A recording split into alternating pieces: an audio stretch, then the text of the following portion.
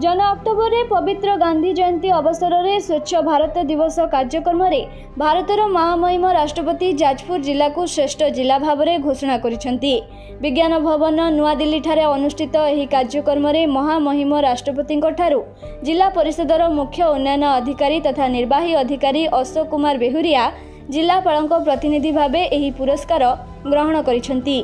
स्वच्छ सर्वेक्षण ग्रामीण 2022 जातीय स्तरीय मान्यता अनुजाई पूर्व जोन वर्ग में जाजपुर जिला प्रथम स्थान अधिकार करिथिला।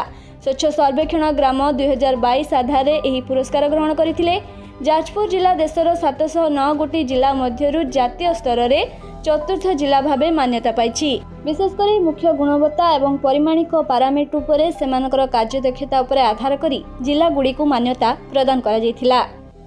जाजपुर ब्रजगोपाल दास को रिपोर्ट संभव टीवी ओडिया।